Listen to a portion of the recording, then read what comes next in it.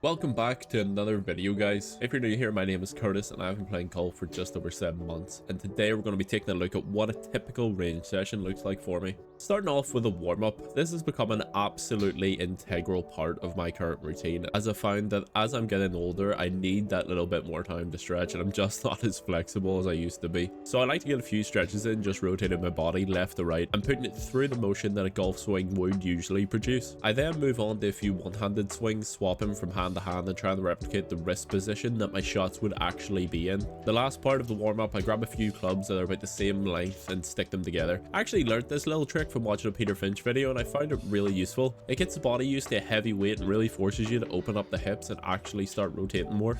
After the warm-up, I hit a couple of half swing wedge shots just to get me used to actually hitting the ball and practice putting my grip in the right position. I recently got new clubs, so it's taken me a little bit of time to get used to them.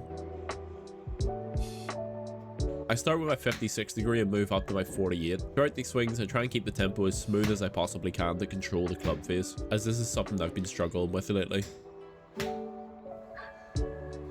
After this, I move on to my irons, starting with my pitching wedge, trying to use the same technique as I've done with the wedges, focused on the grip and the tempo.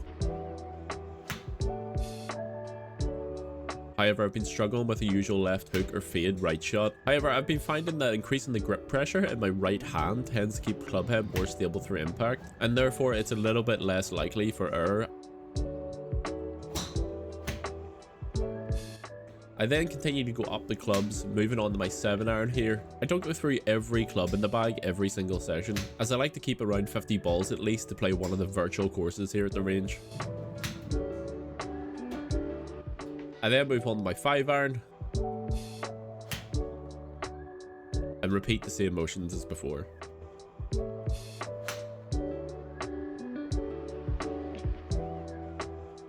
Lastly, before we get to the driver, I hit a couple of 5 woods. I really prefer this over a 3 wood as it helps me keep the ball a lot more in play. This club is the only club in my bag that I haven't replaced, and it's usually a reliable club to keep the ball in play if my driver just isn't going too well. Then we move on to the big girl. Same as the irons and the wedges, this is brand new and it's taken me some time getting used to. To be fair, I've only had it for a month. It's a Callaway Elyte with a tenside black 65 gram stiff shaft, and I absolutely love it. Along with the other clubs, it also has the same Golf Pride CP2 grip, which I'm really enjoying over the standard grip size, as I said. It just seems to fit my hands better and helps the club stay a little bit more stable through impact. I like to practice coming in as shallow as I possibly can with a driver to try and hit up on the ball. However, practice and reality are two different things, so I've got some work to do on this, but hopefully I'll improve over time. I've noticed with the driver that I'm still coming over the top a lot, so I'm really trying to put the emphasis on the club being behind me, so hopefully it bounces out. Throughout my practice, I like to try and stay consistent, as if I'm actually out on the course. So a few things I do to incorporate this are taking my time with each shot. What I mean is setting up each time with the same routine.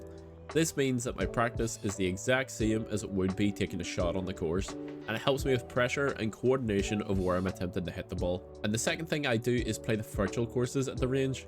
I found that since I've started doing this, it's helped massively.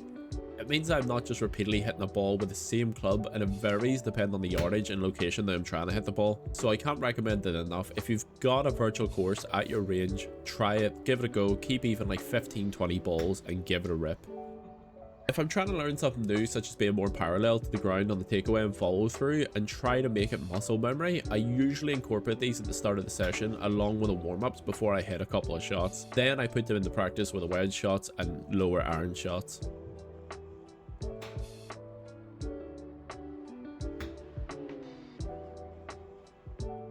And that's pretty much it. That's everything that as a beginner golfer I currently do at a typical range session. However, I'd love to hear your opinion. If there's anything that you do differently or feel like works for your sessions, feel free to drop them in the comments below. I'd love to vary my sessions a little bit from time to time, so I'd love to hear some new ideas. If you enjoyed it and would like to join us as we venture the ups and downs of beginner golf, then feel free to subscribe, and I'll see you in the next one.